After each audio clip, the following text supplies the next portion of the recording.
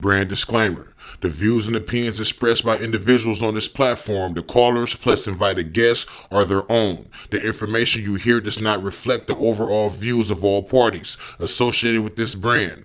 We encourage everyone to research all things heard live or via archive for edification purposes. Discretion is advised.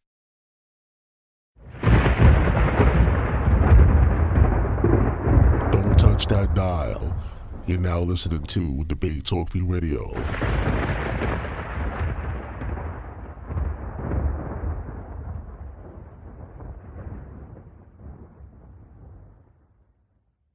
Help keep the show on the air. If you want to help, you can send your donation through PayPal. The email is debatetalkforyou@gmail.com or through Cash App, $SALSHOWTIME.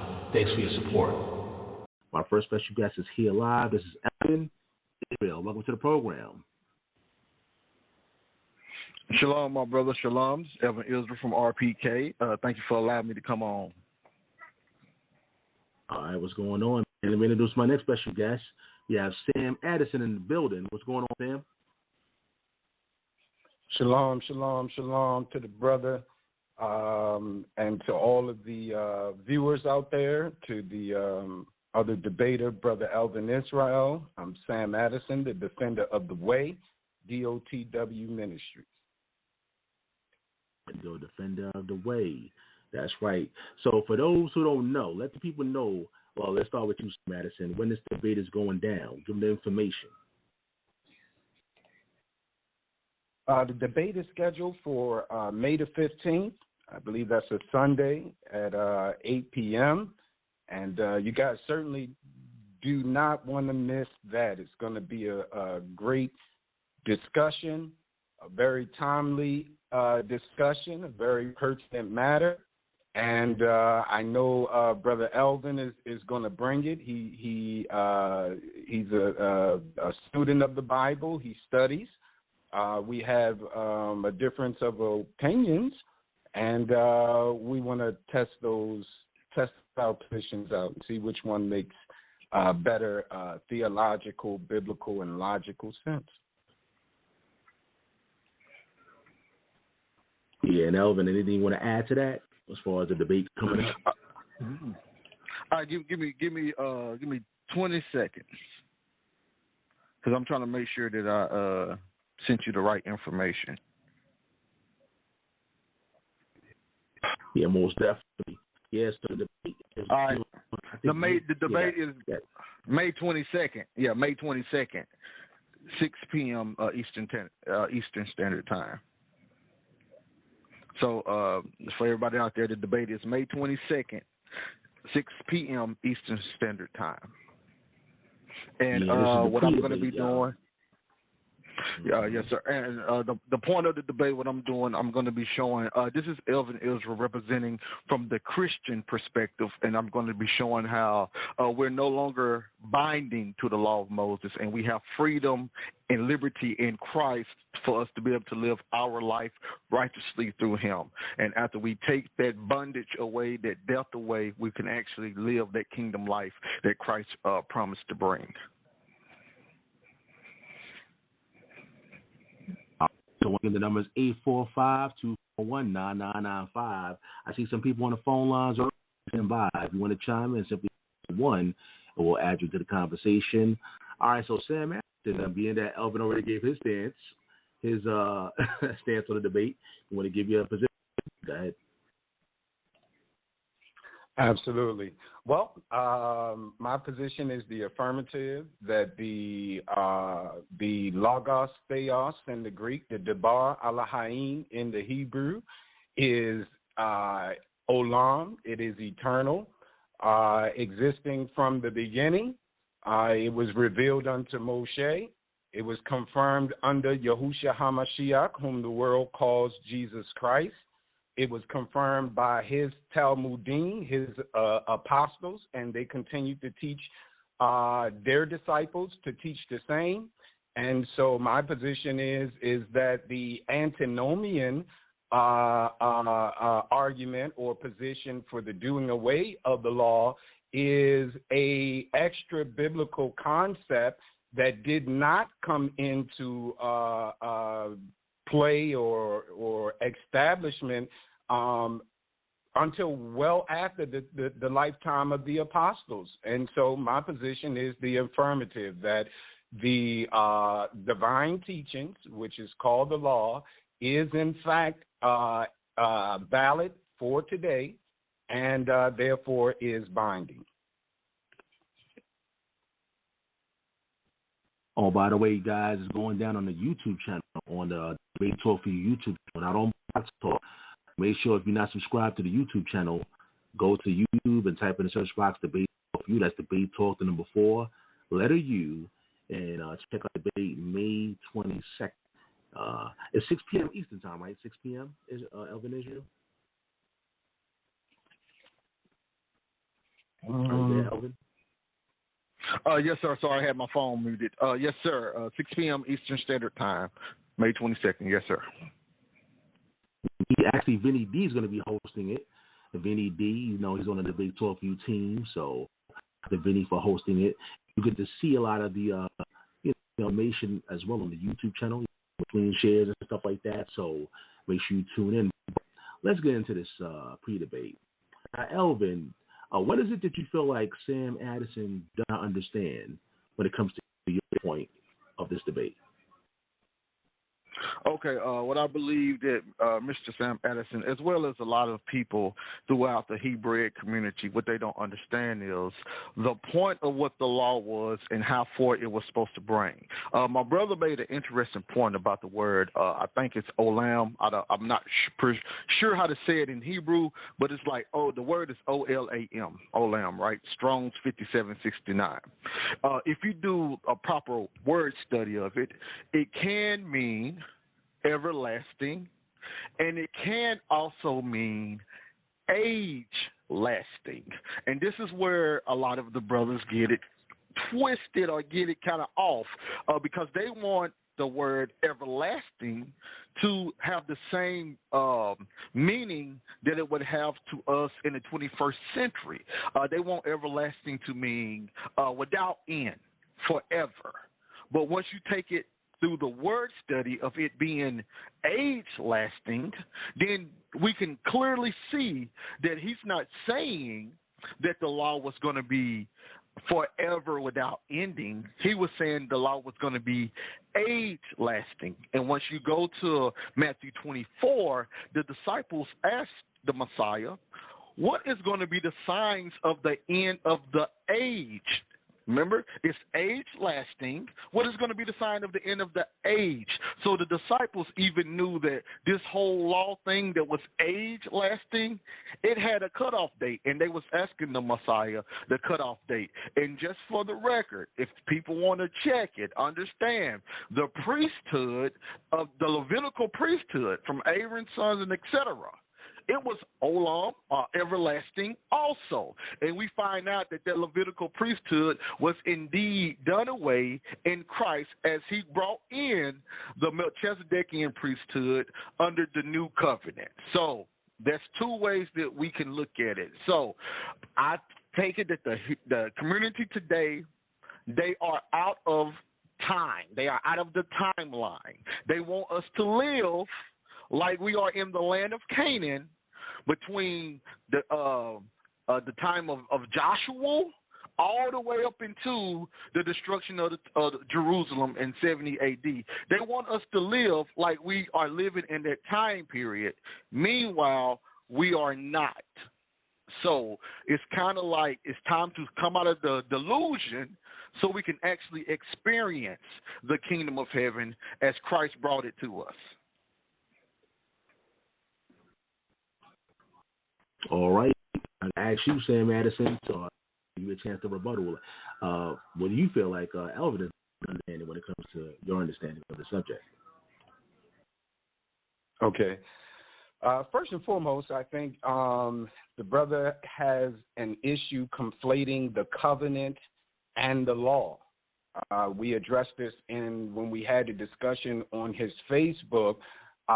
If you guys take a look at that, you'll see it's evident that he does not understand that there is a difference I think he conceded to that point afterward, but he continues to conflate covenant and law.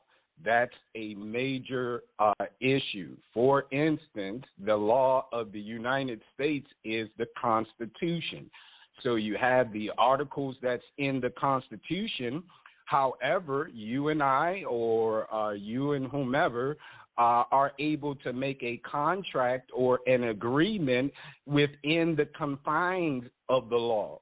The brother actually stated that the covenant is inside, the law is inside of the covenant, and it's actually the opposite. It's the law was established first, and covenants are based, or agreements are made within the confines of the law. And so, therefore, he has a fundamental issue with that.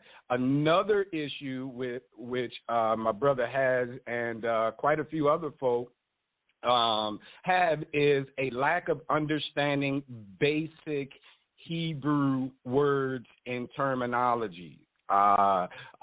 Basic Hebrew words like faith and grace and love.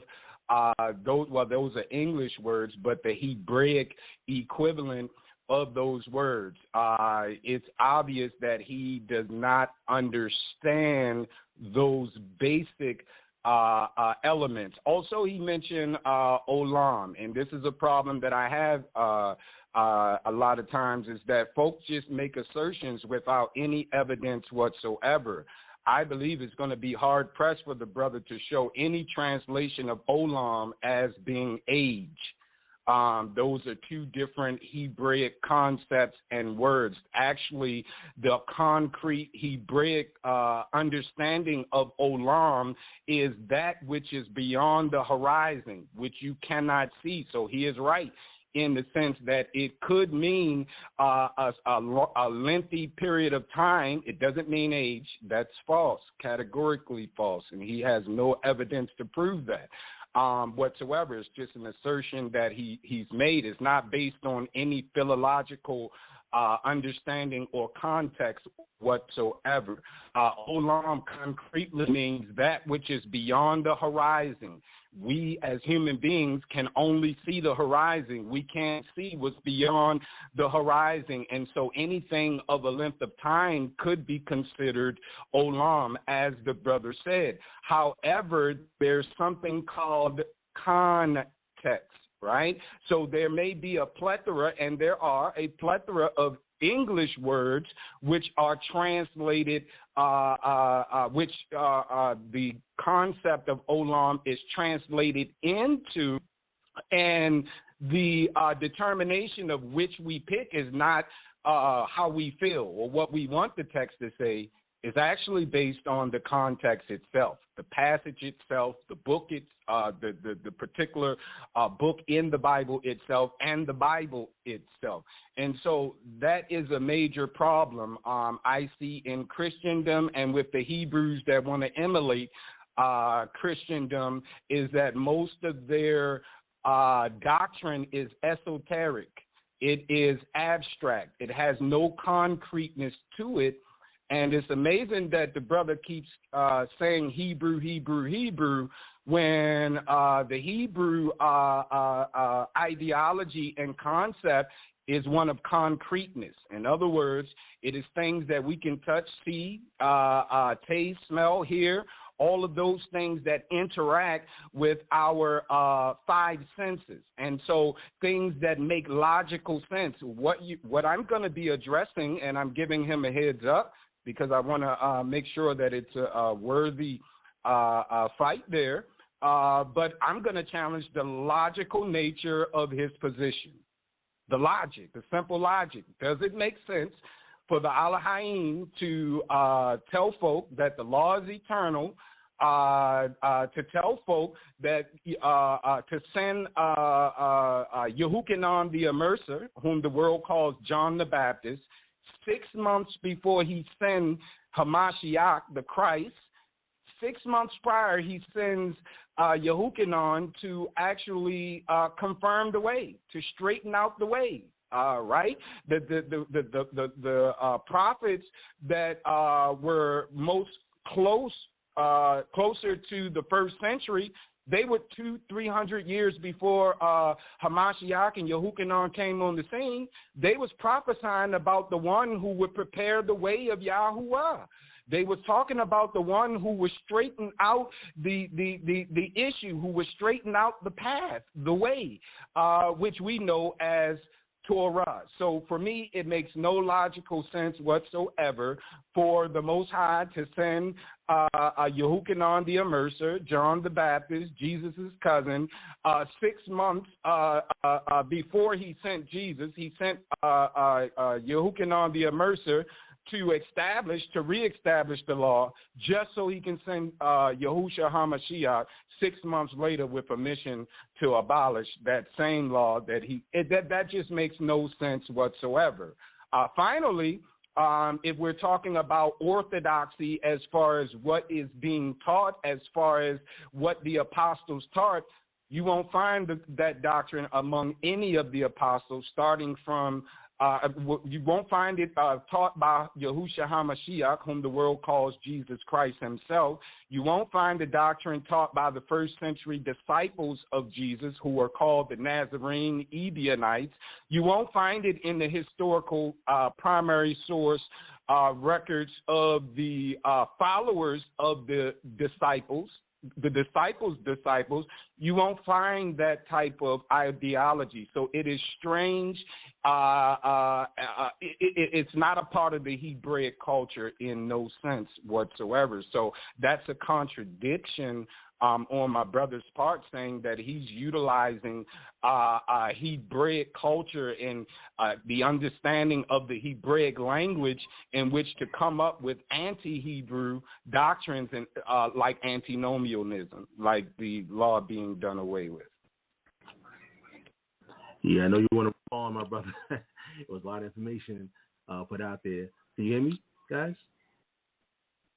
Yes, sir, I can hear you. All right. And we have callers on the phone lines. You guys can chime in as usual. The number is 845-241-9995. If you're already on the phone line, simply press number 1. If you guys want to chime in, we like to hear from the audience as well. If there's any questions, anything you think of the title, feel free to chime in. The number is 845-241-9995. Again, it's going down May 22nd at 6 p.m. on the YouTube channel, DT4U. Is the law of Moses binding today? I know you want to respond, brother, so go ahead, you can respond. Okay, and I'm just going to respond to a few of the points that he stated. First of all, I want to go back to the word olam, O-L-A-M.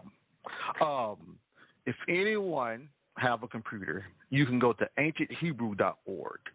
And this guy, his name is Jeff A. Benner, let me give you his credentials, have authored over 20 books related to the studies of the alphabet, language, and culture of the Bible, and is an instructor in biblical Hebrew and has taught thousands how to read the Bible in Hebrew for themselves.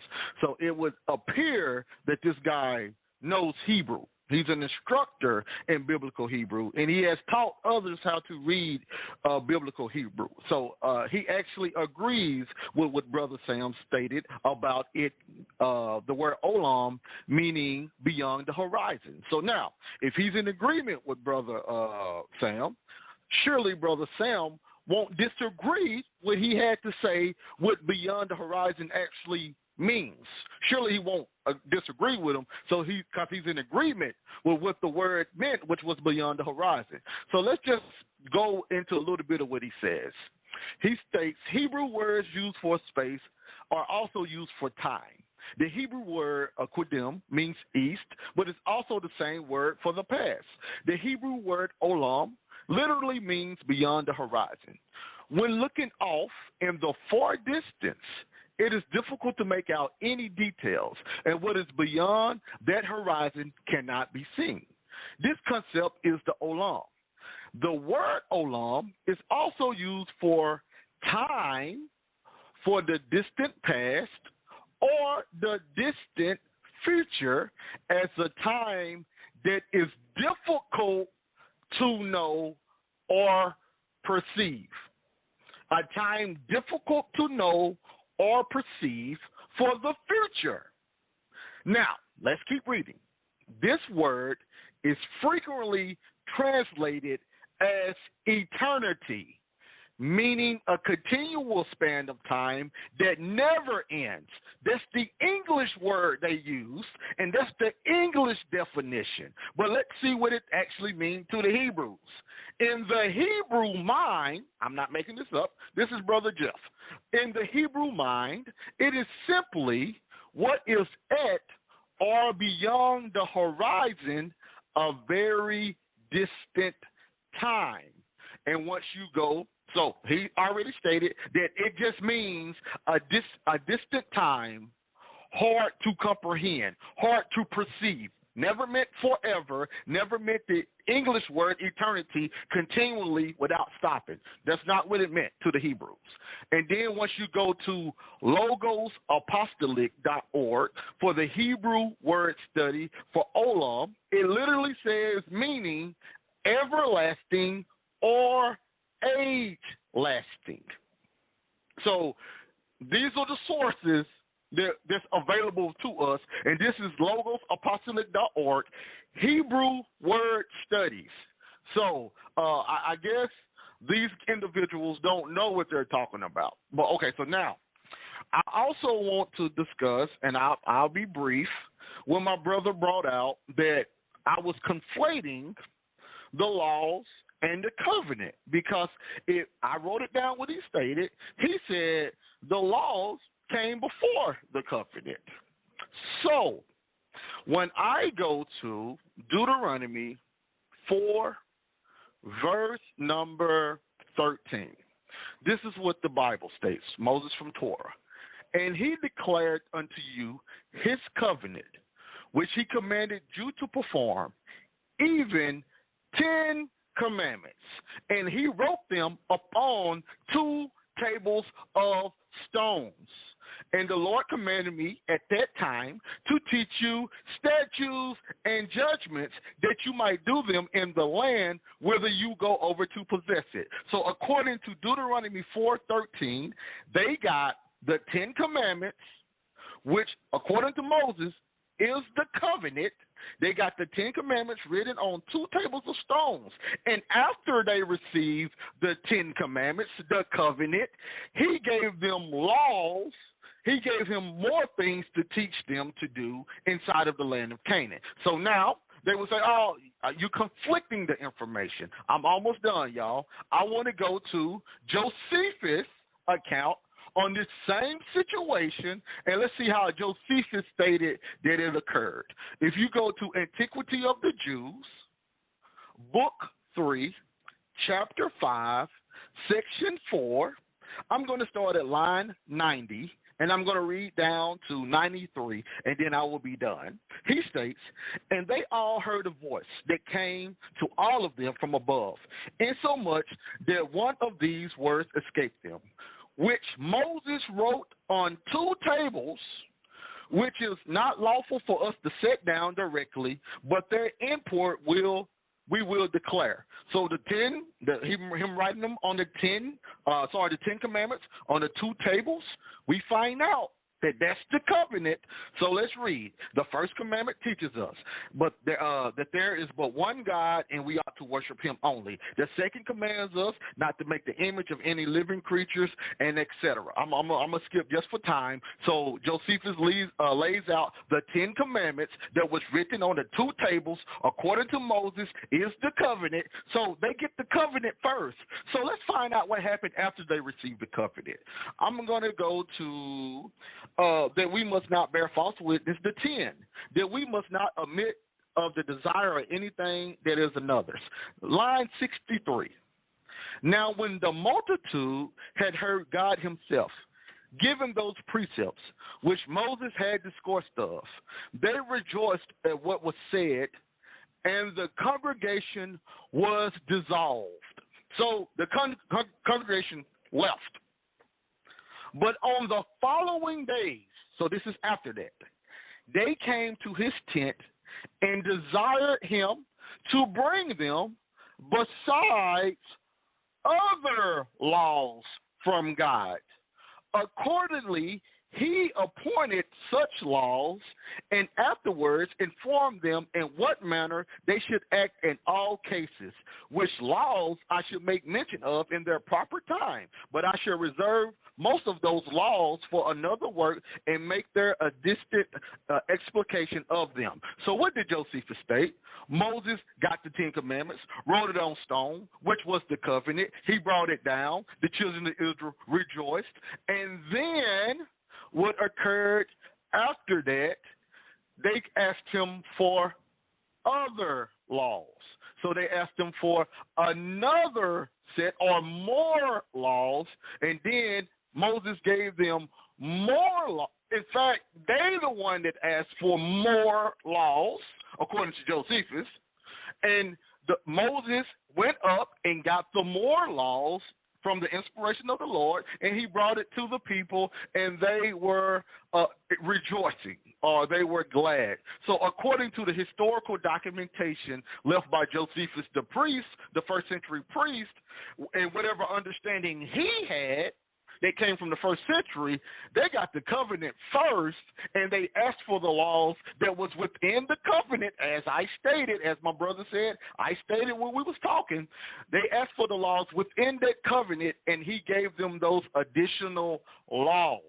So my stand, and it is proven through historical documentation left by a Hebrew. So I can't say what Americans feel like the Bible states or what the Americans feel the Bible mean, but I can read what the Hebrews, the ancient Hebrews, thought about it. So I will be doing the debate from the ancient Hebraic mindset, not modern-day Americans. I'm done. I'm muting. Guys, this is the pre-debate special, family. This is the pre-debate special. The official debate is going down May 22nd. I'm just letting you guys know that just tuned in. I see we got a lot of people on the phones.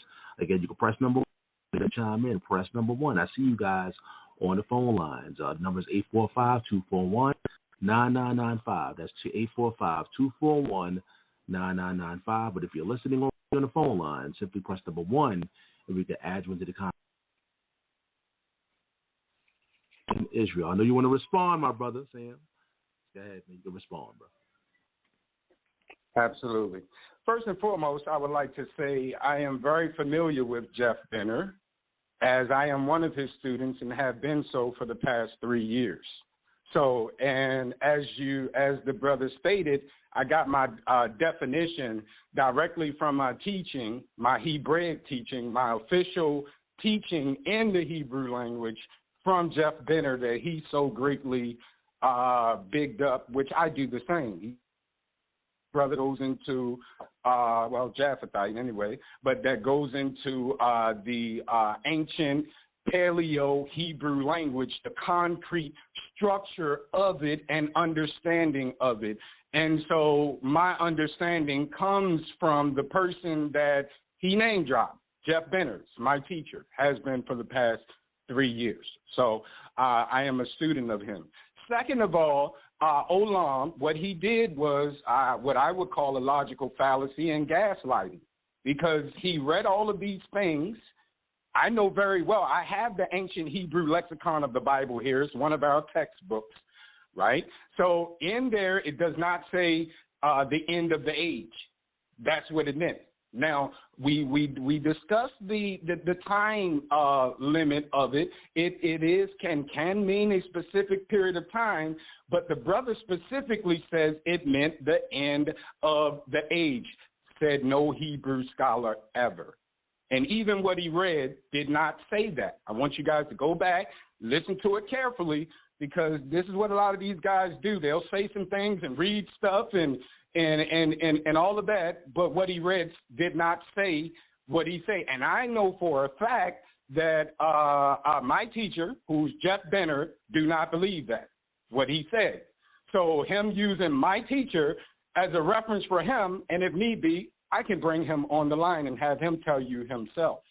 So he does not believe that Olam means the end of the age.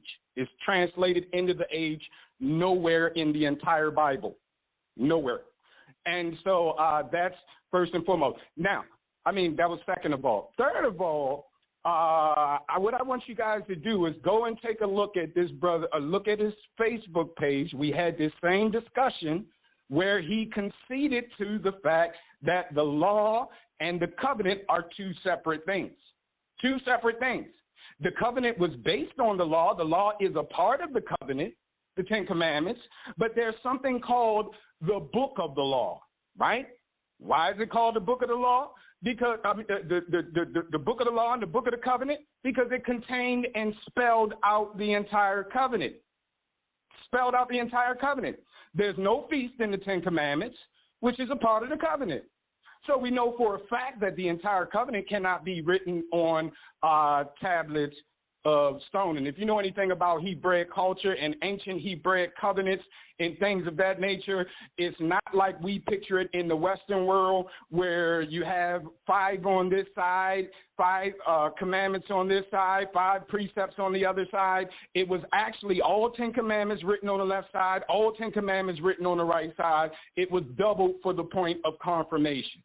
Right? And so I think that the brother I know for a fact that he has some fundamental issues with understanding this. Now, let me break this down for the brother, and I will do it even more in detail during the debate. I'm trying to give you guys an overview a bit without giving away the debate, but I want the brother to have some material so he can go and sharpen up with, because to me, this is going to be a cakewalk. So, but anyway, there has to be an understanding of what the law is. The law is the Ten Commandments.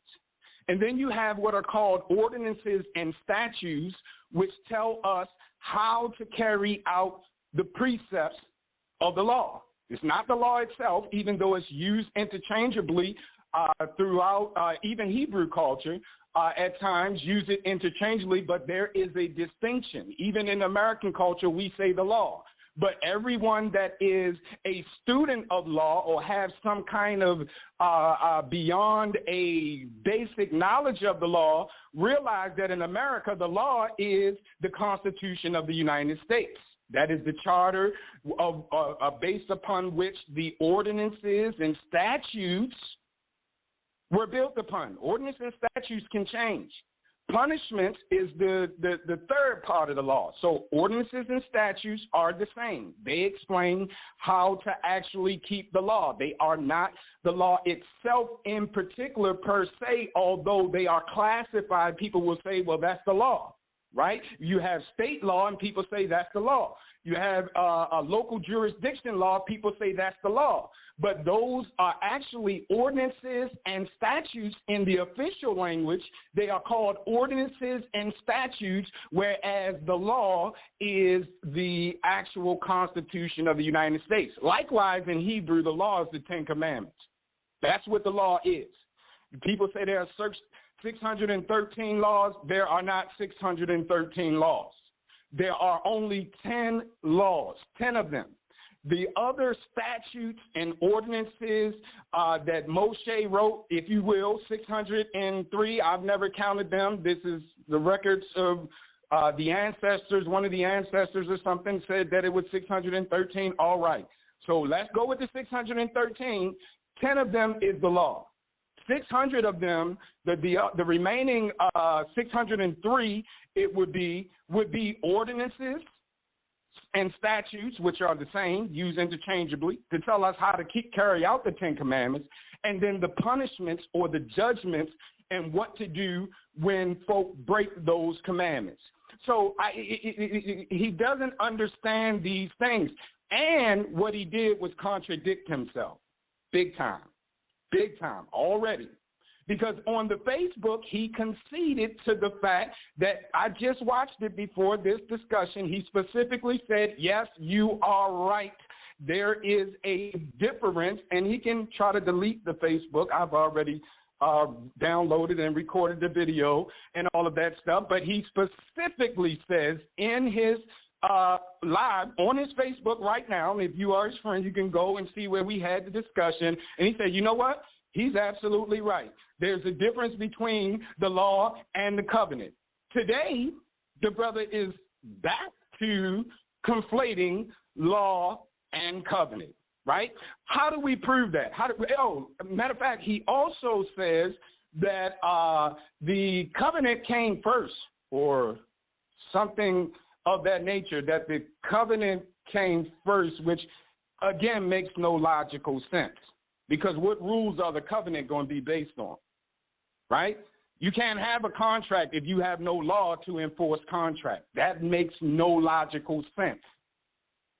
Contracts or agreements or covenants are based on and operate within the confines of the law. If you have no law, you have no contract. Zero. In real estate, we say if it's not in writing, it don't count. Now, that don't apply to other stuff, but in real estate, that's definitely applicable. I can tell you I'm going to sell you the house for $100,000 and then get down when it comes time for me to write that contract up, and I put 50 on it and you sign it, regardless of what you heard me say in the beginning, what you signed is what's law, right? So he has a fundamental issue with that, and he goes back and forward as I just illustrated. 1 minute he's going to agree, and that's a double-minded man. It's unstable. And I'm not really trying to shoot at bro. I want to have a good dialogue here. It's not my goal to really beat him too bad, but that doctrine that he has is nonsensical, illogical, unbiblical, makes no sense whatsoever, and it must be dealt with and addressed. And so that's why I am here. And the fact that he is not consistent, the fact that his theology, his hermeneutic is not consistent, illustrates the flaws with his argument. It invalidates his whole argument. So now my question is going to be to him, and I might even clip this and have him both sides. Oh, well, why are you saying out of one mouth that, okay, yeah, you're right, there's a difference between the law and the covenants, but there's a vassal covenant and there's a grant covenant. He went into all of that red herring stuff, the difference between a vassal and a grant covenant, which is irrelevant to whether or not a covenant and the law are the same or they're not. And we know from simple logic that you can have a law without a covenant. You can have a law without having a contract. There are many people that go through their lives that never sign contracts for anything, and the law still exists. If I rip up my contract with you and I say I no longer want to do business with you, that does not destroy the law, even though the law was a part of my contract. When you sign a lease agreement, when you sign a mortgage agreement, within that agreement, it says specifically, if it's a good agreement written by somebody who's worth their salt, this contract is operating within, and the people that's signing it must agree to what? To abide by the law. If anything in this contract would break a certain law in a certain state, then the law supersedes this contract, right? And so I can cancel that contract. I can renew the contract. I can do whatever I want to the contract, and it still does absolutely nothing to as far as the law is concerned, right? And so by simple logic, the law and a covenant or agreement are different. The brother admitted to it, and now he's backtracking. A double-minded man is unstable in all his ways, and this is going to be consistent throughout the debate. The brother is going to consistently contradict himself. He's going to consistently contradict concrete primary source evidence, right? Philological evidence, cultural evidence, historical evidence, and the theological precedents that's set in the biblical text itself, right? And so this is the issue that the brother is going to have. I've been trying to avoid this debate.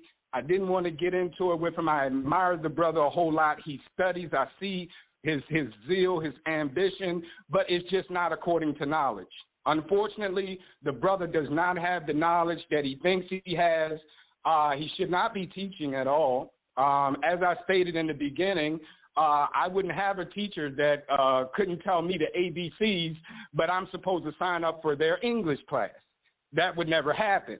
And so the brother does not understand what faith is. He does not understand what the law is. He does not understand what love is. He has no idea what these concepts mean. His idea is from a Western mindset, the one he keeps talking about. He keeps saying Hebrew, Hebrew, Hebrew, Hebrew, Hebrew, but Josephus disagrees with him.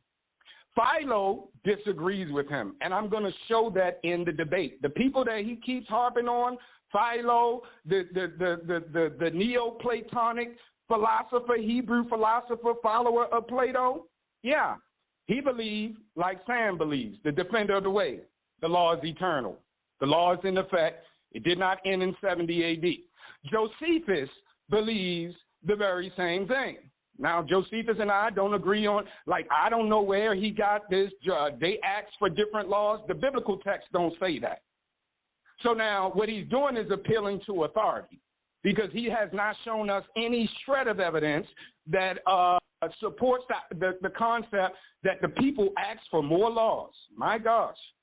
I found that nowhere in the book. And just because Josephus said it does nothing for me. Josephus has to prove that. And him just stating, oh, well, Josephus said and Philo said and this person said, first of all, from my paradigm, he's eisegeting the text. He's attempting to twist these Hebrews who actually believe the law is eternal, that it would never pass away, that the heavens and earth were created by the 10 separate, which is equivalent. This is in your Talmud, y'all.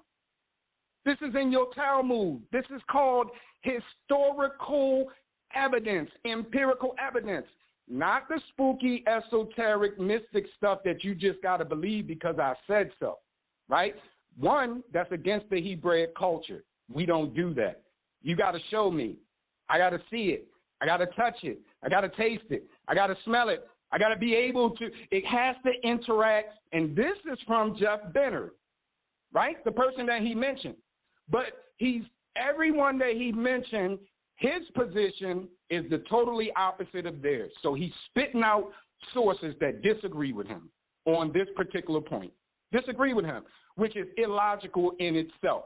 I wish the brother hadn't called me out that way, but now since he did, I'm sorry about that. Okay, you can finish. Go ahead, bro. I'm finished.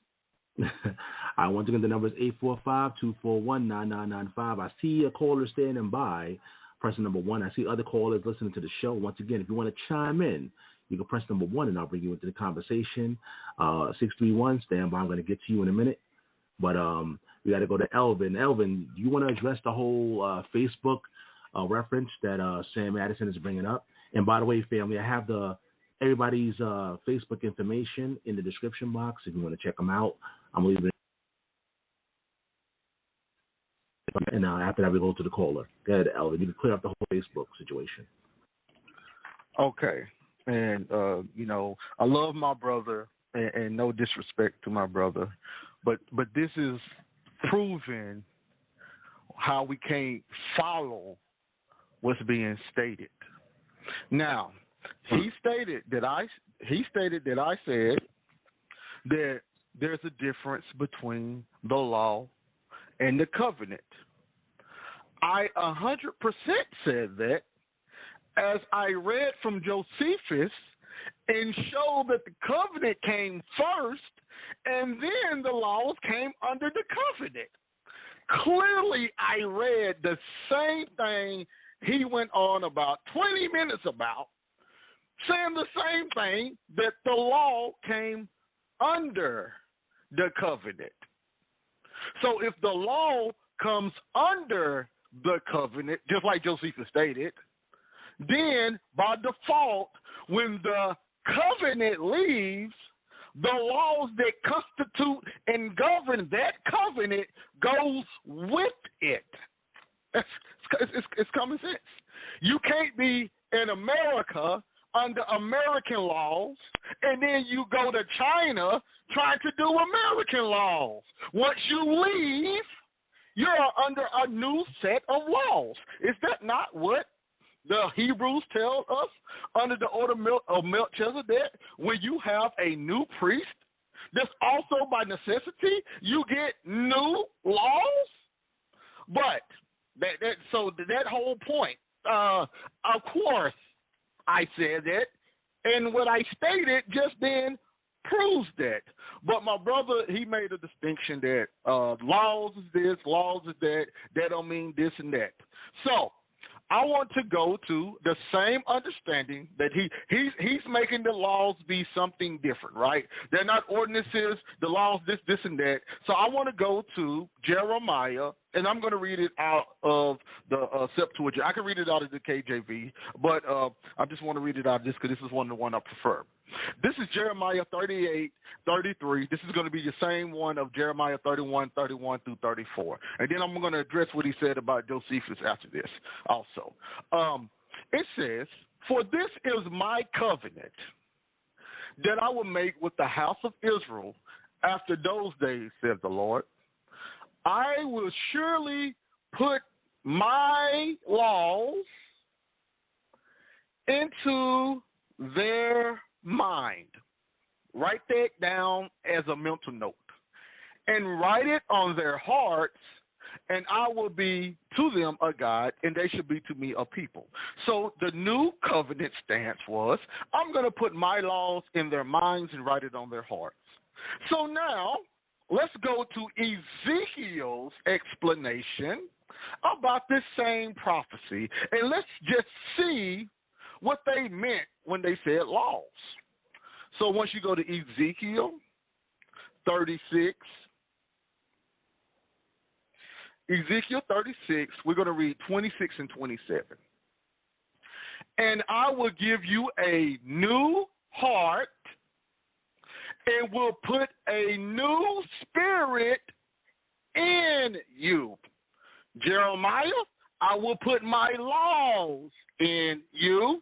Ezekiel, "I will put a new spirit in you." Let's keep reading.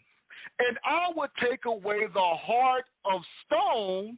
Now, is this a new covenant agreement? Yes. What was the old covenant written on? A stone. Stones, as my brother said, with the 10 here, the 10 there, and all that stuff. So it was written on stones. So this is how we understand prophecy. "And I will take away the heart of stone out of your flesh and will give you a heart of flesh." Keep reading Ezekiel so they know what that means. "And I will put my spirit in you." Did not Jeremiah say, "I'm going to put my laws in you"? It's not Ezekiel saying, now this is the spirit going in them. "And will cause you to walk in mine ordinances and keep my judgments and do them." So if Jeremiah said, "I'm going to put my law in your inward part," and we find out in Ezekiel, he's actually putting the spirit in their inward part. And that spirit is causing them to walk in the ordinances and judgment. By default, what Jeremiah was talking about by law, it has to be either spirit or something that make them walk in ordinances and judgments. Notice how Ezekiel left out some of the things like feast days or killing animals or all of these things, which my brother states that it has to occur after 70 AD. That's what my brother. That's what he stated. Because to him, I believe, now I might be imposing, I believe he thinks that the law will remain forever, as he stated. So I believe that he will be talking about the feast days, the sacrifices, and etc. All of those things. The no woman could be a witness. The no slaves could be a witness. All of those things that's in the law that they really don't go and realize these things are written in the law. But they think that I believe he thinks all of these things are going to continue. And then he said, once again, that olam doesn't mean covenant lasting or age lasting. But clearly we can see Christ speaking on the end of the age. So, if the temple is gone, the priesthood, Levitical priesthood, is gone. The genealogical records is gone. Nobody is going to Jerusalem 3 times a year. That's gone. Let's see what that means. Let's see how we're supposed to look at that. And then for the record, the brothers say Josephus got to prove that. Josephus lived in the 1st century. Josephus didn't have the Masoretic text. Josephus had the text that they were using. He didn't have the Masoretic text that came almost 1,000 years after he died. Of course, he didn't have the Masoretic text. So, of course, what he's talking about isn't going to be found in the text that you hold so dearly to, because he is 1,000 years before the text that you have. We got to use just a tad bit of common sense to understand how the Bible works. So now, let's go back to what was being stated. So once you go to James chapter 2. So I'm going to read James 2, verse number 10. For whosoever shall keep the whole law and yet offend in one point, he is guilty of it all. If you keep the law that you say that you keep, and then they kind of make that be not eating pork and doing Sabbath day, but it's a whole lot more to it than that. But if you take your stance that you keep the law and the law is binding today, if you don't get up and pack you and all your brothers and go to Jerusalem 3 times a year, you are guilty of it all. But then we do the play that Christ came to do away with some of that stuff. He did away with the sacrificial system and all that other stuff. What does that got to do with going to Jerusalem 3 times a year that's recorded in the law that you say that you're doing? And I'm almost done. Once you go to Deuteronomy chapter 4, about how Christ came to do away with the sacrificial system and all of that stuff, let's see what Moses say, and then we're going to see what Christ stated about it. And this is Deuteronomy 4, 1 and 2. And now, Israel, hear the ordinances and judgments. You got hear that word? Ordinances, judgments. This happened after they received the covenant.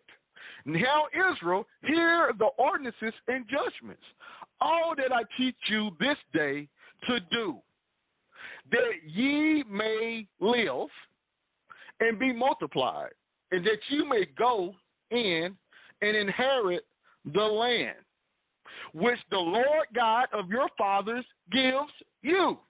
So this is about the land of Canaan for the people who want to do it in America. But anyway, verse 2, listen to what Moses stated. Ye shall not add to the word which I command you. So if Moses said go 3 times a year to Jerusalem, why ain't you going and you're telling people you're doing the law? But anyway, let's keep going. And ye shall not take from it. Christ came to do away with the sacrificial system of the law. Moses just stated, you shall not take from it. Keep the commandments of the Lord our God, all that I command you this day. Now, let's see if Christ agrees with that. I came to do away with the sacrificial system. Let's see if Christ agrees with that. So Matthew chapter 5. We're going to read 17 and 18 because this is where everybody like going to. He says, think not that I am come to destroy the law or the prophets. I am not come to destroy, but to fulfill. For verily I say unto you, the disciples in the 1st century, till heaven and earth pass, one jot or one tittle shall in no wise pass from the law, till all be fulfilled. So they say Christ came to do away with the sacrificial system, which Moses said can't nobody take anything away from the law. So now Christ saying that until heaven and the earth pass, nothing can be taken from the law. But then they tell you Christ took from the law, but you're still under the law. But then he says that the law is forever after 70 AD. But then Christ said that one jot and one tittle cannot be passed till all be fulfilled. So he didn't say things wasn't going to pass from the law, which means what James said, if you live in the law, you must do the law. So obviously they all knew at the end of the age what Olam is talking about, age ending. At the end of the age, the law would pass away. And then people will come 2,000 years later and create a new Mosaic covenant, create reading from 2nd and 3rd Deuteronomy, which it says, and I quote, I can do the law to the best of my ability, where nobody in the Bible ever stated that, period. So my thing is, once again, my brother, when he's done with all of the hooplobbing and all of that stuff, and we come to the realization that if you're going to do the law, you're going to live in it. You can't make stuff up just because you want to feel special and say, I'm a promised person of God and I do the law. The law was made for me. It was made for Israel. I do it, and blah, blah, this and that, your fringes, your shrimp, and all of that stuff. Meanwhile, if you do the law, you got to live in all of it. But after the Father slapped the temple away, slapped the Levitical priesthood away, and Christ told the lady from Samaria, it's going to be a new way that we do things. Now we're going to worship the Father in spirit and in truth when this mountain is leveled. And here come people saying, oh, no, we're going to worship it in the law because the law is the spirit and the truth. Meanwhile, they was doing the law when Christ made that statement. So my brother has a lot of things to prove on how the law is still in effect today, when the Father made it impossible to do the law, how Moses said that no one could take away from the law. So let's quit lying on Christ, saying Christ took away from the law. And then we go to Hebrews 10, and Christ don't say nothing about it. Nobody says he just did away with the sacrificial system. They just imposed that on that text. So what I'm stating is what the Bible teaches. Let's be in Christ. Let's be that new creation. All things are made new. All means all, including the law, because we find out with a new Levitical priesthood, with a new priesthood, we have a new law. So once we get done, and once my brother have to go in and study and say how all these things about the 10 Commandments and how we're still under the law forever without doing the law, and then they make him and everyone else will make excuses why they can't do the law, and they impose that doing the law to the best of my abilities is doing the law. Then after all of that, and we start studying and praying and stuff, we're coming to the realization that Christians actually know what they're talking about. And I will mute my mic with that. All right. Once again, the official debate is going to go down May 22nd at 6 p.m. on a Sunday, Eastern Time, on the Debate Talk for You YouTube channel. The title of the debate is The Law of Moses Binding Today. Is the Law of Moses binding today? We got like maybe 30 more minutes on the air. I want to get some of these callers, though. So I know, Sam, I know you want to respond to a lot of things that were said. I'm going to get to you. We got time. I'm going to give you your time. But let's go to the audience. And once again, if you're listening, you can press number 1 via phone, and that lets me know you have a question or a comment, and let your voice be heard live. The number, once again, 845-241-9995. Let me go to the caller. Let me go to 631. You're live, 631. How you doing, guys? Hey, what's going on, man?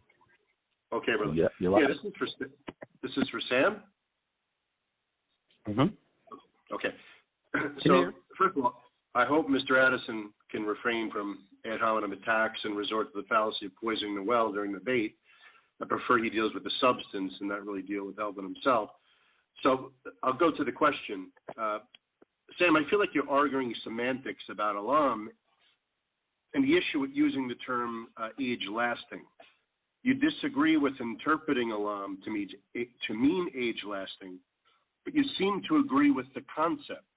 In other words, you don't agree with the verbiage age lasting, but you agree that Olam does not have to mean time without end. So in theory, when the word Olam is attached, say, to the covenant of Moses or the priesthood or the feasts or the Sabbath, it doesn't have to mean these things have no end in time, but actually can come to an end in time at some point.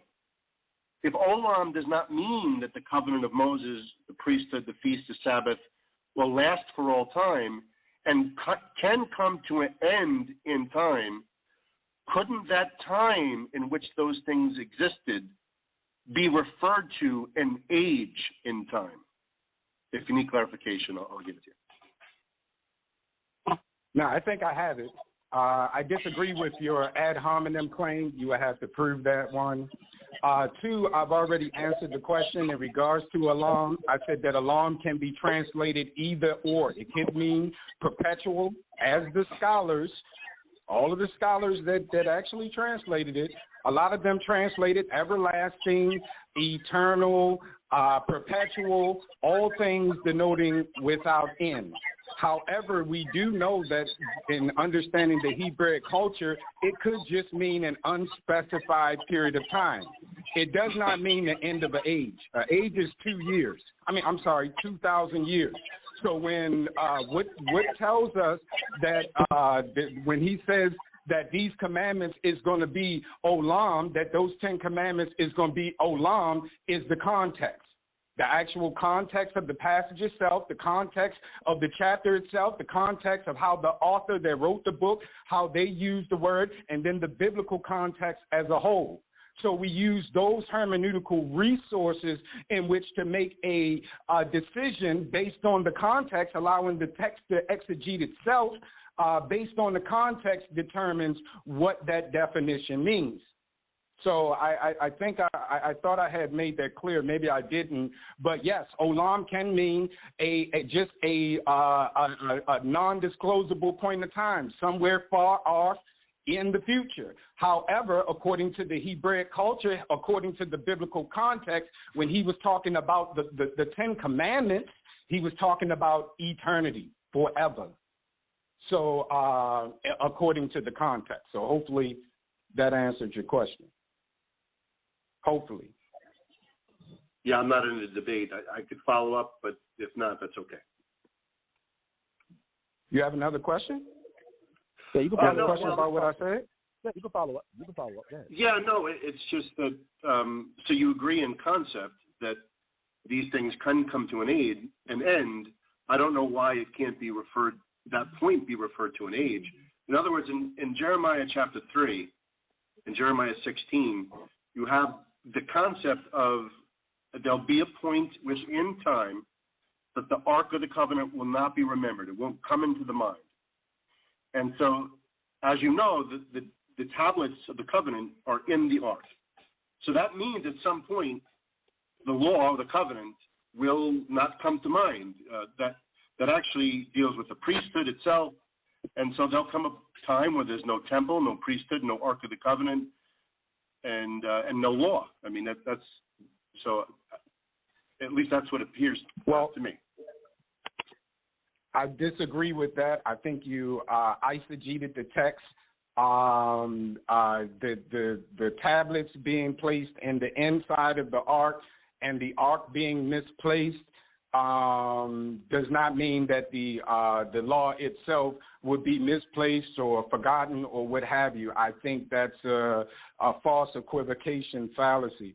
Also,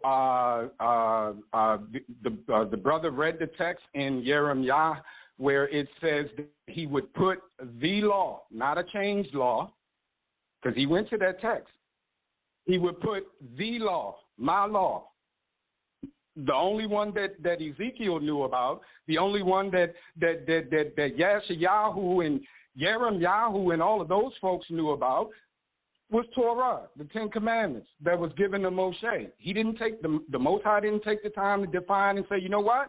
The law that I'm talking about is a new law that I'm going to give you when I give you this new covenant. And in actuality, according to Hebraic culture, it's the Brit Hadassah. And it doesn't mean new covenant. It means a renewed covenant. And so it's a lack of understanding of Hebraic language and culture and biblical hermeneutics, having a consistent biblical hermeneutic. As I stated, I will state again, just like you said in the case of the ark, that was a limited time. That was not forever. That we could tell that based on the context. But you can't just go and slap that on where it says the commandments was going to be, the 10 Commandments is eternal. Especially, I just don't see how the brother read Matthew chapter number 5, where it says, until heaven and earth shall pass away, which we know haven't happened yet. That should be the end of this debate.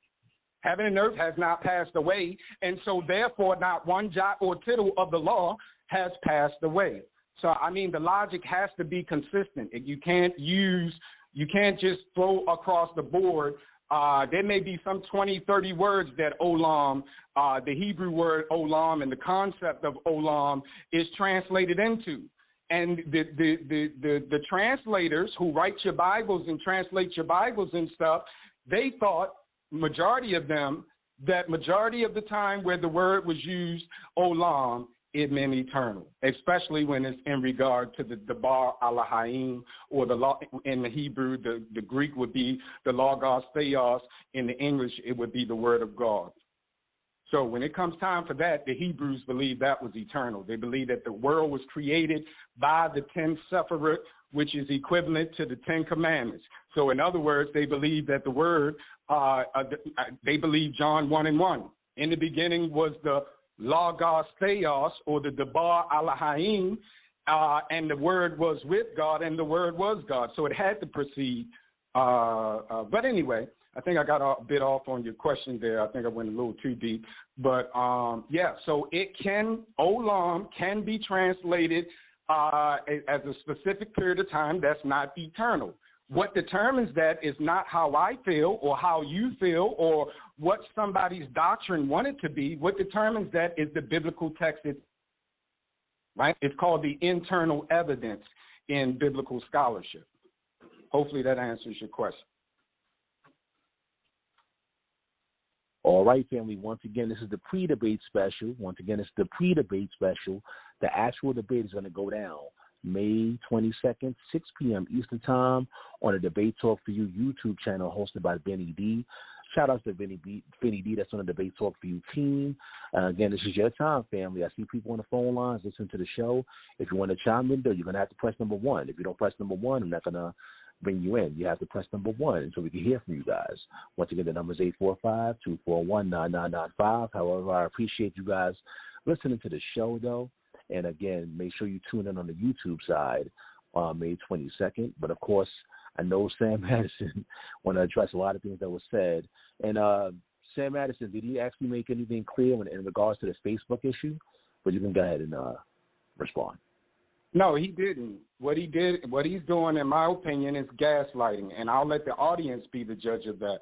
Because he specifically says that the 10 this time around, not in the Facebook, but on this interview, he specifically said that when I said that the law, he said, as regard to the law and the covenant being equated, and the covenant, the 10 Commandments, which is called the covenant, in which it was called the covenant, was written on was given at the 10 Commandments. That's what he said. That's exactly what he said, which flat out contradicts what he said in the Facebook post. Regardless of however he tried to backtrack or, gaslight folks into not listening to what he actually said. But the problem is I have a bad habit of clipping stuff and putting it side by side and letting you hear it. I listen very well. So he said that. Also, he says that, let me see, it was a bunch of stuff. It was kind of not logically laid out. So he was jumping back and forth. But let's deal with the Jeremiah, the Yeremiyahu, right? Let's deal with that text. He goes and read a text, Jeremiah 31:31, which says that I will put my law, not a different law, not a new law, not an abolished one, not an amended one. I will put my law without qualifications. He didn't qualify and say, you know what y'all know is the law, I'm going to put a new one. So he said with the new covenant, it was going to be the law in your heart. And then the brother really illustrated the philological deficiencies that he has there. Because he asked the question, he says, well, did he say he's going to put the law in your heart or the spirit? He said, was the spirit, well, the spirit, if bro was on his ding, then he would know that the spirit and the law are one. Yahushua HaMashiach say the words that I speak unto you, they are what? They are spirit and they are life. Shaul, Paul, says in the book of Romans, he says the law is what? The law is spiritual. And so you cannot be spiritual without the law. The law and the spirit or the word are one and the same. Spirit means ruach, breath, wind. In the Greek, it's pneuma. Right? And so when you have a ruach, you can't speak a word without using ruach. You need your ruach to speak words. It's the same, one and the same. And then one of the Nebaim, one of the prophets, he says that I forget the actual text in there, but he talks about the spirit. He said he sent his word in the spirit.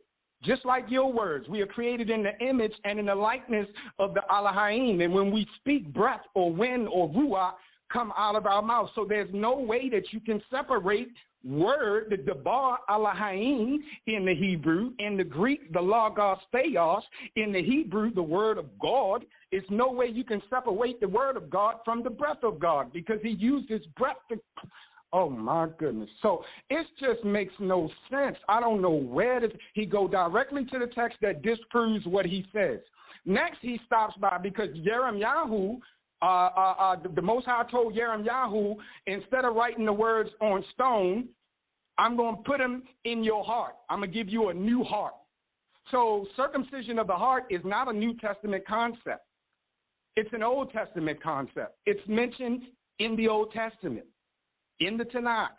See, the bro don't understand these basic things which causes a lot of confusion and inconsistency in his hermeneutic. Let me illustrate. Bro said nobody can keep the commandments, right? This is what he said. Well, Devarim, chapter number 30, verse number 11, God himself said you can. He said, my word is not too hard for you. It's not above you. It's not in space. And I'm paraphrasing. It's not across the sea. But the word is nigh thee, even in thy mouth, so that you can do it. Paul quoted it, picked it up, and quoted the same text in Romans chapter number 10. So the brother, his statements go directly against the biblical text. God, the Elohim himself said that the law can be kept. Right? So that's the first thing. Well, I guess the second or third thing. So let me grab some water here. But anyway, the next thing that he said was, oh, you can't do the sacrifices. You're talking about doing away with the sacrifices and Devarim chapter number 4, adding to or taking away. Actually, what he's doing, he's actually transgressing Devarim chapter number 4 himself. So he's projecting what he's doing onto folk that, like myself, that hold that position. Because Devarim chapter number 4 and chapter number 12, the last verse in chapter number 12, say you cannot add to the text or take anything away.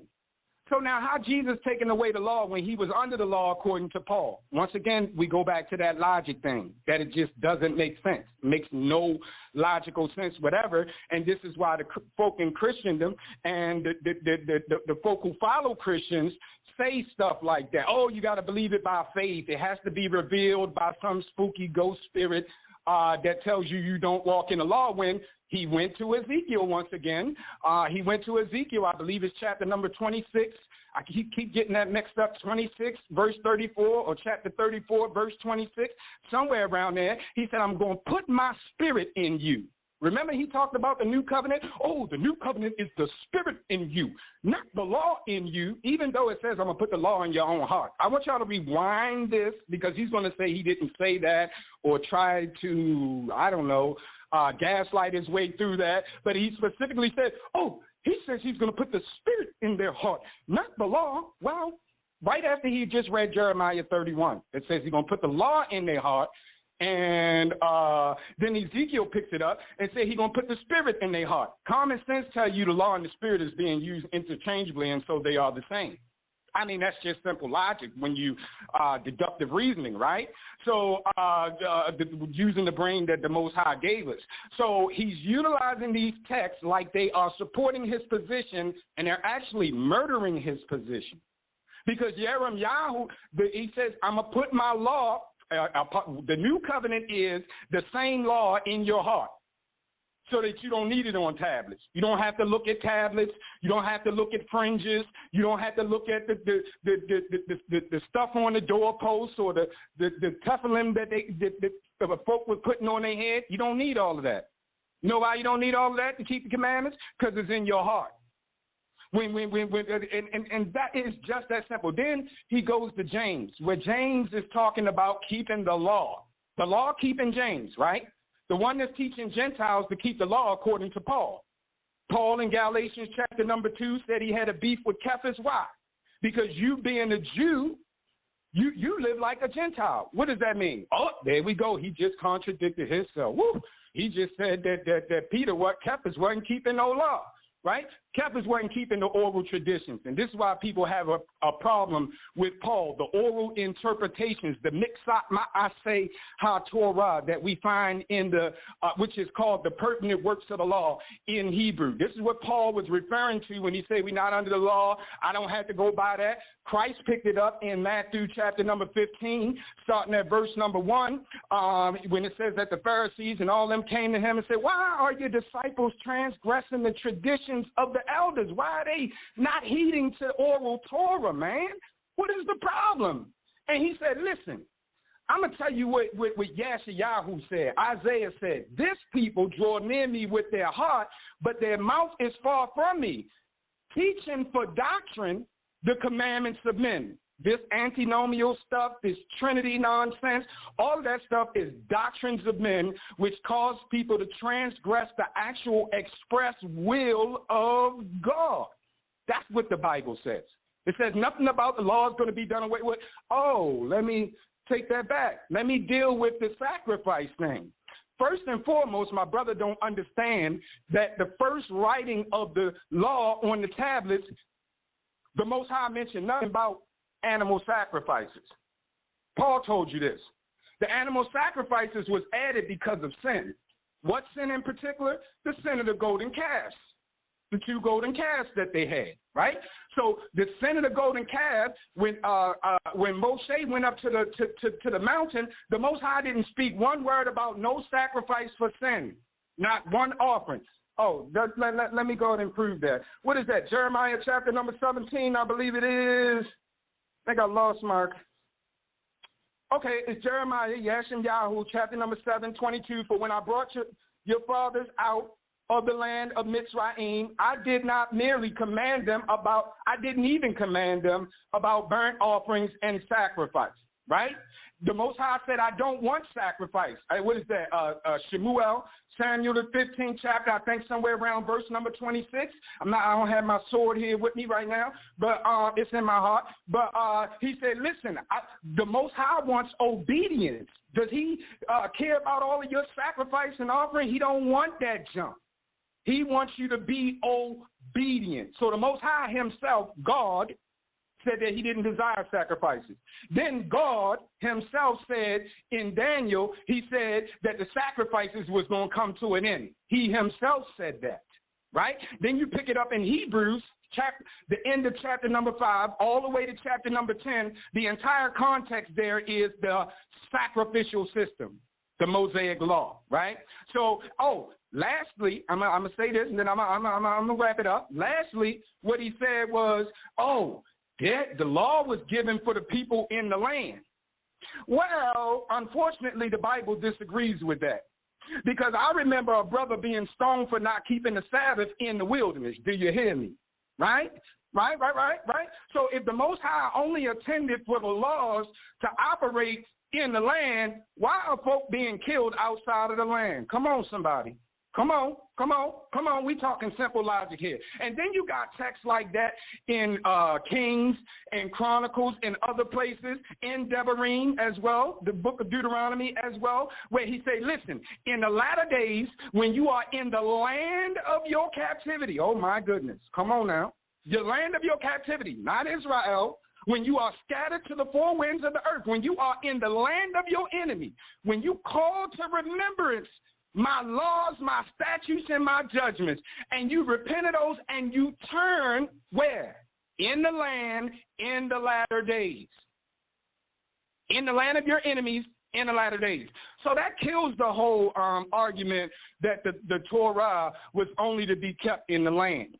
We have too many biblical-based and historical-based evidence to show that folk were keeping and being killed and held responsible for the law before they even entered into the land. And then second of all, there was prophecies given. Matter of fact, Moshe gave the first one. He said, yeah, y'all little hard-hitted Negroes, y'all going to go through y'all stuff now. I'm paraphrasing, right, in Ebonics.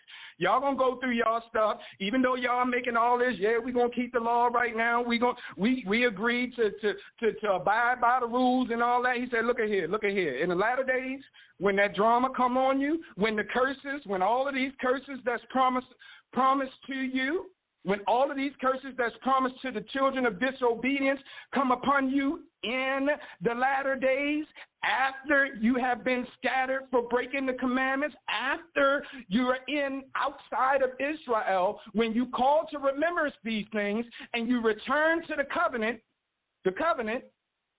in the land, outside of the land, not in the land. So, like I said, the bro's whole argument, and he uses texts that directly refutes him like it's helping him. I just don't get it. Jeremiah 31 doesn't help him. It tells you that the very same law that we're asking, if it's done away with, would be in the hearts of folk in the New Testament. And not only would it be in the hearts of folk, it would cause them to walk in his what? His statutes, ordinances, judgments, and law. So you have no Ruach if the Ruach ain't causing you to keep the commandments, right?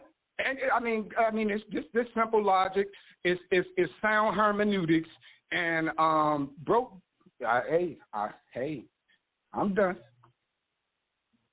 All right, once again, it's Debate Talk for You Radio. You guys don't want the debate on YouTube. You don't want to miss it. It's going down May 22nd. I have a caller standing by. I'm going to get to you. 862, I'm going to get to you. But once again, the number is 845-241-9995. That's 845-241-9995. Put it on speed dial. Save it on your phone. Make sure you call in. Press number 1. I'm going to get some of these callers, and after that, I'm going to get some final words from both special guests, Sam Addison and Elvin Israel. Once again, the debate is officially going down Sunday, May 22nd, 6 p.m. Eastern Time on the YouTube channel. Well, let's go to 862. You're live. 862. Hello. How you doing? First and foremost, I want to apologize. Really. I want to go ahead and retract from asking any questions. I was unable to remember the question, being honest, because like the guy that was just speaking was so like everywhere that I got confused on everything he was saying. So I apologize. I just want to refrain from asking questions, wasting your time. But I definitely want to tune into this debate. I apologize. I just got a headache now. I'm sorry. All right, I got you, my brother. I got you. All right, anybody else want to press number 1? You can. This is your time, family. This is your time.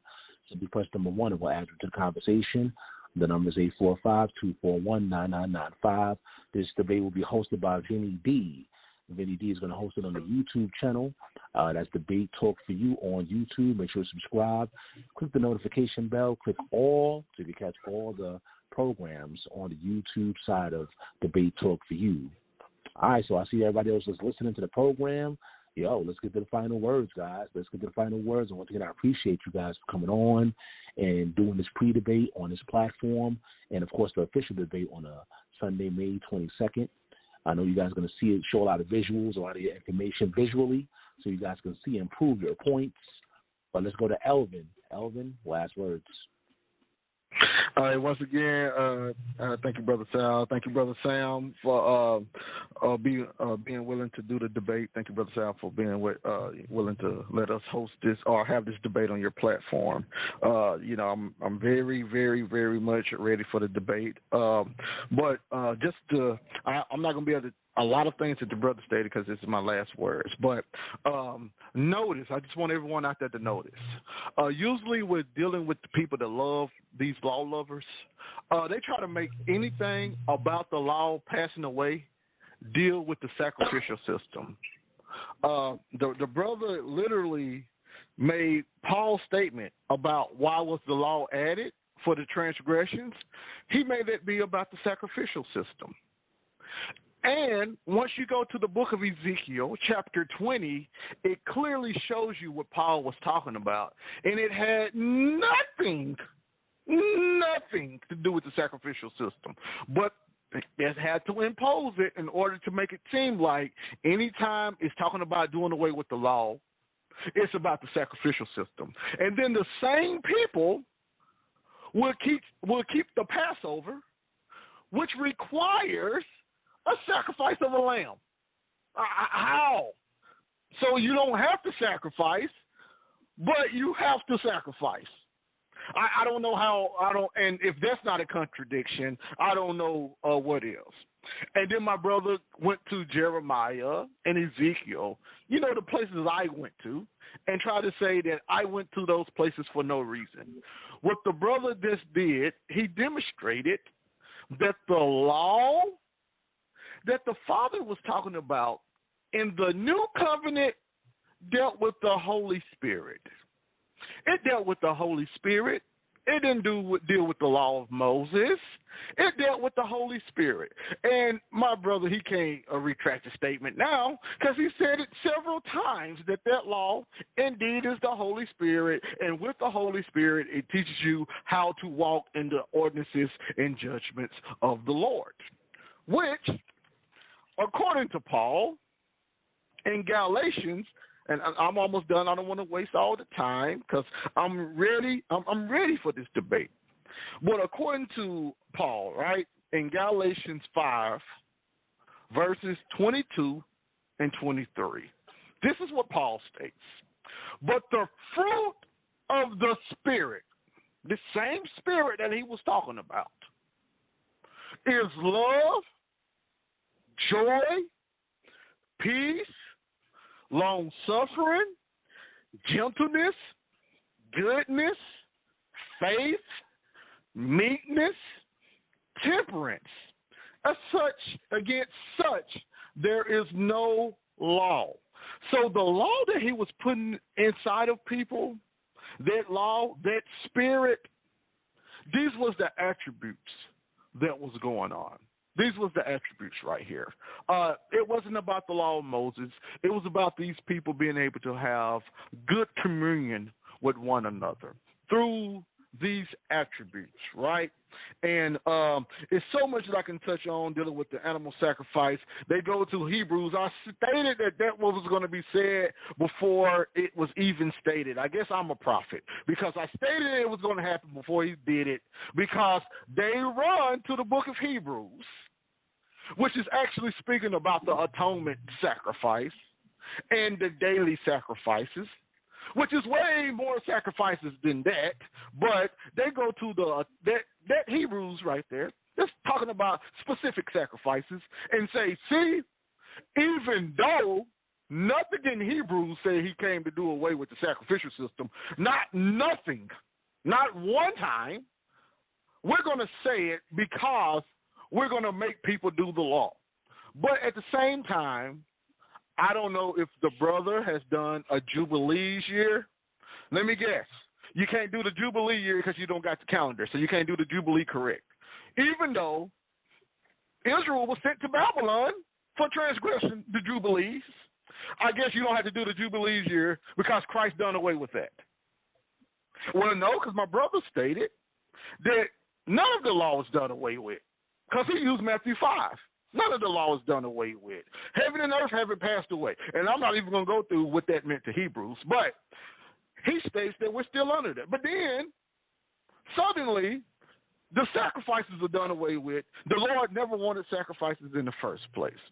That's what we're stating, right? The Lord never wanted sacrifices in the first place. So by default, we don't have to worry about the sacrifices. But there's more to the law than sacrifices. He skipped the 3 times it's required to go to Jerusalem. So is he transgressing the law of Moses willfully? Because if he's willfully sinning, if he's willfully transgressing the law of Moses, and everybody out there just say they're under the law of Moses, if you're willfully transgressing, there's no sacrifice for you. Correct? Oh, I guess there can't be no sacrifice for you because the sacrificial system is done away with. So there was no need to even include that point in the Bible. But anywho, I'm going to skip over that. If you're not doing any of the things, the Jubilee years, the certain ordinances that you're supposed to be doing at sunlight, and what you're supposed to be doing at evening tide. See, we don't know none of this stuff. We don't know what's going on with the Hebrew. We don't know. Some of the thing, it's so crazy how people literally choose and pick from the law what they want to and what they don't want to do, just so they can condemn somebody else or teach a false narrative about the Bible.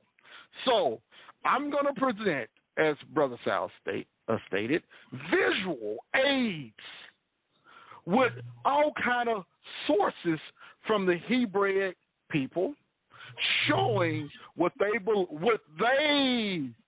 believed about the law.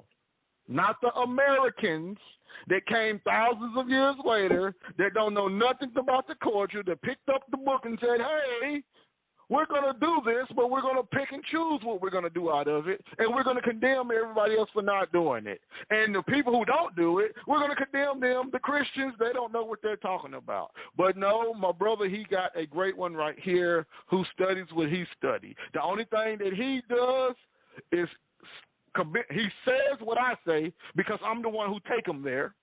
And, I'm good to help my brother out. I'm good to help lead him and teach him a little bit here and there. He goes where I go, and he's following my lead, but the only thing he states after that is, it can't be right because, and then he literally reads the text and make it mean whatever he wanted to mean instead of what it say. So I'm not going to impose nothing. I'm going to read the text. It's going to be, I think it's going to be edifying. Once again, thank you, Brother Sam, for actually coming and agreeing to the debate, and we finally got it scheduled. Thank you, Brother Sal, for having me, Elvin Israel, one of the instructors of RPK. Sal had already listed my Facebook and etc. So thank you for allowing me to use your platform, allowing us to use your platform, and may the word of the Lord rule and reign in each one of our hearts. Thank you again, my brother, for having me. Shalom. Hey, shalom, shalom. Once again, I appreciate you for coming on, Elvin. Like Elvin said, all the information as far as Facebook for both special guests is in the description box, guys. So go to the description box, check out their Facebooks, reach out to the brothers, inbox them. We promote people reaching out to the special guests on this platform.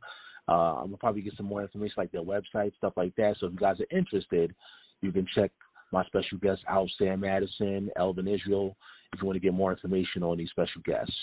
All right, so make sure you check it out. Once again, block on your calendar, May 22nd, 6 p.m. Eastern Time. Vinny D will be hosting the show live on YouTube. You're going to see some visuals. You're going to hear some of the audio aspect, of course.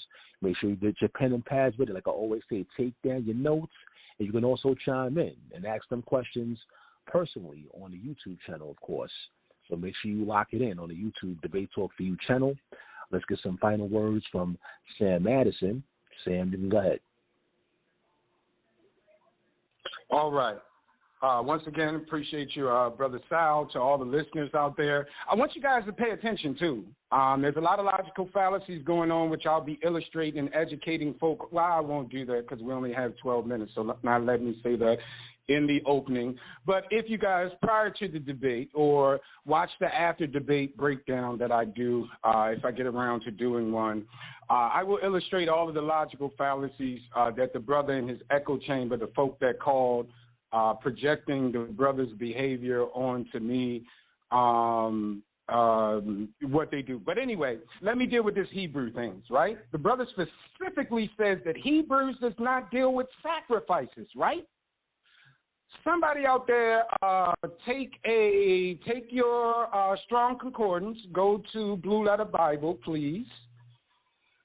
Look at every time, how many times the word sacrifice, offering, blood, all of those things are mentioned between chapters 5 and chapter 10 in the Hebrews.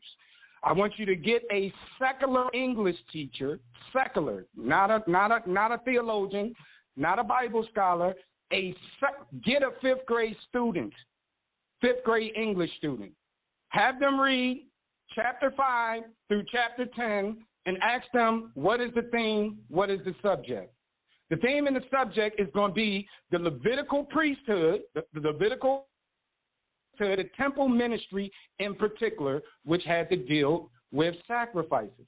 The very text where it says that there need to be a change to the law that the brother mentioned, the whole passage, the whole chapter is dealing with Aharon and animal sacrifices, intercession by the priest, animal sacrifice. The brother said they run the Hebrews like Hebrews is going to back them up, but it don't say nothing about sacrifices nowhere in Hebrews. Do you guys remember that? Because I'm going to snapshot it. I'm going to do it. I'm going to clip it. So he's absolutely wrong.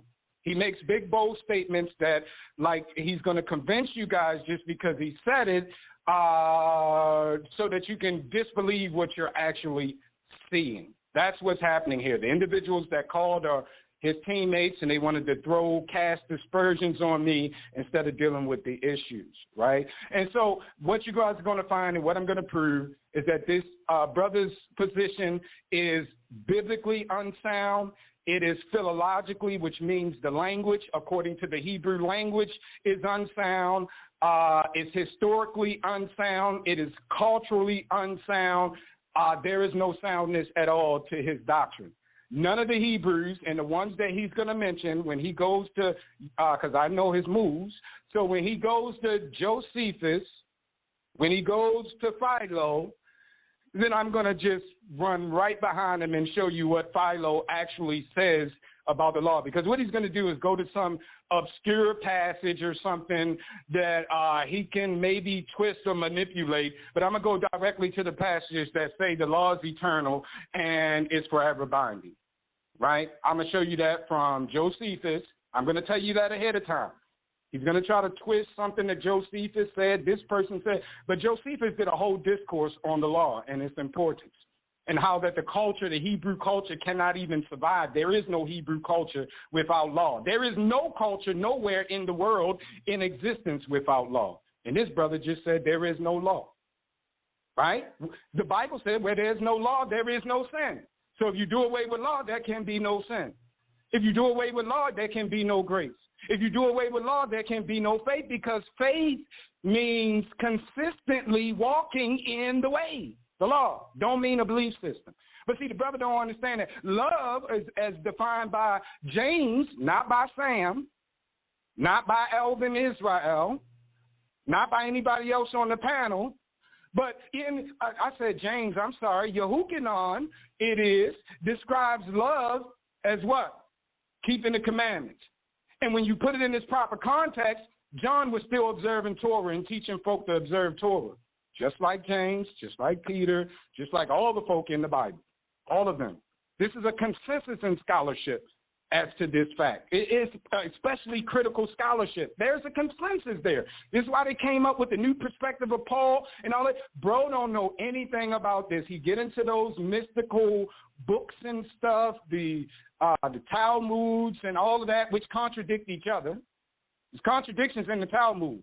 He said Josephus should know, Josephus was in the first century. Well, he should know that it's people that disagreed with Josephus. Most of Josephus' contemporaries didn't agree with Josephus. They didn't like him. They called him a Benedict Arnold, a Judas, or Uncle Tom, right? They didn't listen to what he said. They said what he said was Hellenized. Scholars today say the same thing. You can't trust Josephus because he was trying to please the Romans. So this brother's going to go to something and he's going to really get himself embarrassed because he's cherry picking certain things that he think he can force fit to fit his narrative. But when the whole picture come together, when the clear statements, not the stuff that can go this way, might be able to go that way. I'm telling you guys flat out, Josephus and Philo both said that the law is binding forever. So I'm going to bring up some Hebrew sources. There are none. He has none. And I said that. And yes, I will say and double down, the law is the spirit. The law is spiritual. It is the Ruach. It is the same, one and the same. Just like I just showed you guys. You say, oh, he can't change it. I'm not. I'm doubling down. Prove me wrong. Which you can't. You can't. The word that I speak is spirit and it is life. Paul said, for we know that the law is what? Spiritual. Case is over with. Case closed. Only for the folk that feel like they are so, esoteric in their stuff that they got some kind of other understanding. By the way, we test that understanding by simple logic. It's going to fail simple logic. I just gave you simple logic. Paul clearly said the law is spiritual. Clearly. The law is spiritual. Root word of spiritual is spirit. Words that I speak unto you, they are spirit and they are light. I believe it's in the book of Zephaniah or Zechariah is one of those Z's where he said, I sent my word in the spirit. It's one and the same. One and the same. Can't separate your word. You can't have words without breath. Can't speak words without breath. Can't be done. Just can't. So, and we are created in the image and likeness of Allah. So anyway, none of the brother's argument is sound. None of it is biblical. None of it comes from a Hebraic perspective. He keeps talking all this Western mindset and all this other kind of stuff. What he got comes from a Western mindset. It's the Gnostics of the first century. The Gnostics. What he doesn't understand is that even folk like Philo, who would come from in Josephus, well, mostly Philo, who are from Alexandria, right? Mitzrayim, Egypt, where they had that esoteric doctrine. I forget what you actually call it, but it was different from the Antiochian school. You had pretty much three schools of thought at the time. So his declaration that because he found one person over here that might have said something, which he didn't, but even if he did find one person over here, that is not illustrative of Hebrew culture, especially the one that's espoused in the Bible. We know Hebrew and stuff. We know that Shlomo did a lot of wicked stuff. They even said he wrote a book about demons and witches and all of that other kind of stuff. The Bible tells us that they practice idolatry. So you're going to get a book of somebody saying it's okay to worship Ashtaroth because she's the wife of Yahuwah. I mean, that's a Hebrew saying that. Right? So what that they said that? Is that orthodox? Is that the intentions of the biblical authors? The purpose of biblical hermeneutics is get to the aim of the text, the author's intended meaning, not what you wanted to mean, what you needed to mean to support your position, but what these individuals actually mean when their intentions when they wrote it. It's called the aim of the text for you Bible students out there, right? Author's intended meaning, AIM, aim. He has no idea and no acumen with actually properly exegeting the text. He think reading a book and reading over a book and trying to pick through and pull out stuff, that's called Texas Chainsaw information. In other words, you're choosing one piece of data to the chagrin and you're ignoring all the rest of the data that's out there. But you're going to take this one piece of data because you think you can force fit it to fit your narrative. The fact remains, and I'm closing, the fact remains there is no precedence in the Hebrew culture for anomia, for being without the law. The Hebrew culture is inextricably linked to the law. Without the law, there is no Hebrew culture. Unlike in America, you can be religious and have your religious views that's separated from the law. They're trying to, whether the separation of the church and state and all of that other kind of stuff, there was no such thing in the Hebrew culture. The law was the culture. So if you do away with the law, you do away with the Hebrew culture. And we know that's not logical or makes any kind. Lastly, he said the sacrifices. There are more, and then he admitted that there are more type of sacrifices. But he don't understand how you can not be given sacrifices for sin, but can make a peace or a free will offering, which James was still doing at the end of his life in Acts chapter number 21, where he made an actual sin offering, So at the end if you're looking at Acts chapter number 21, somewhere around verse number 24, somewhere around there. So the Bible goes against this. This is nonsensical, non sequitur, non-biblical doctrines, and it must be stopped. And the Defender of the Way is here to put a stop to that. I'm going to illustrate exactly how illogical and nonsensical this antinomian dogma is. And I close. Help keep the show on the air. If you want to help, you can send your donation through PayPal. The email is debatetalkforyou@gmail.com or through Cash App, $SALSHOWTIME. Thanks for your support.